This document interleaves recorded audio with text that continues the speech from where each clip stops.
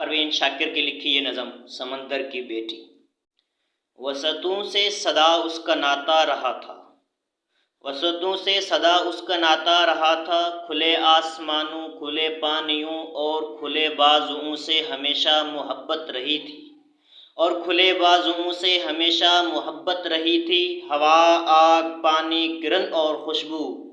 ہوا، آگ، پانی، کرن اور خوشبو، وہ سارے عناصر جو پھیلیں تو ہر دو جہاں اپنی باہوں میں لے لیں، سدا اس کے ساتھی رہے تھے۔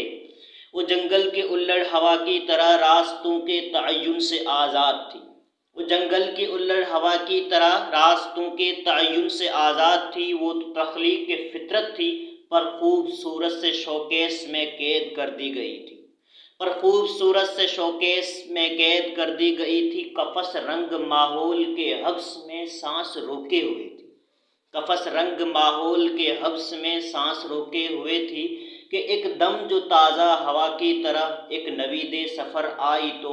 ایک نوید سفر آئی تو، ایک لمحے کو آزاد ہونے کی وحشی تمنا میں وہ ایک بچے کی صورت مچلنے لگی، شہر سے دور ماں کی محبت کے مانند، شہر سے دور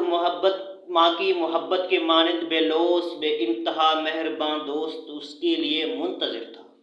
نرم موجیں کھلے بازوؤں اس کی جانب بڑھیں، اور وہ بھی ہوا کی طرح بھاگتی ہی گئی، اور پھر چند لمحوں میں دنیا نے دیکھا، سمندر کی بیٹی سمندر کی باہوں میں سمٹی ہوئی تھی۔